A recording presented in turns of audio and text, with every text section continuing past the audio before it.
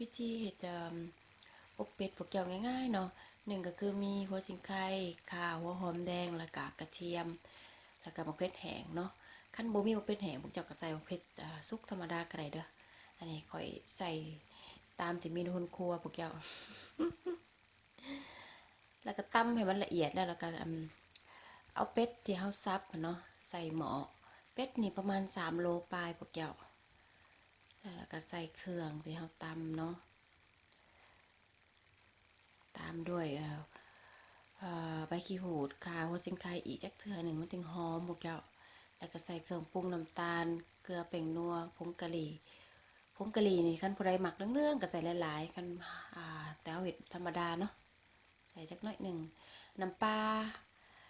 แล้วก็เบียร์เนาะอันนี้คือบางคนเนาะเขาก็ใส่ไวน์บางคนก็ใส่เหล้าขาวตามที่มีอันนี้ก็ใส่เบียร์ตามด้วยน้ำแล้วก็คนให้ทั่วเนาะพวกเจ้าสูตรนี้คือพ่อแม่ข่อยพากินนะพวกเจ้าเด้อคันสูตรพวกเจ้าในใดเขาก็บ่ฮู้แต่แซ่บหอมกว่าหาประกัน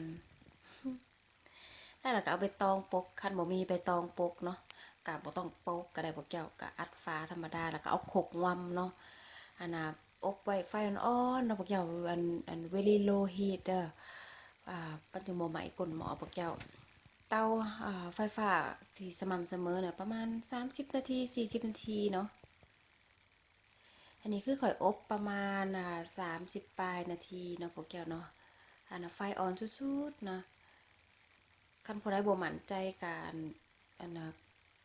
เวลาอบกับพวกแก้วก็เปิดเบิ่งแล้วก็คนอย่ามันไหม้หม้อเด้บางคนแบบว่ากะเวลาบ่ถึกเนาะบางคนอบน้อยอบหลายนะพวกแก้วอันนี้คือข่อย30นาทีปลาย40เนาะแล้วก็ถือว่าเป็นอันเรียบร้อยพวกเจ้า เจ้าสิอบสิ้นงัวอันยังก็ได้ที่ว่าคือกันเด้อพวกเจ้าเด้อลองเฮ็ดเด้อบ๊ายบาย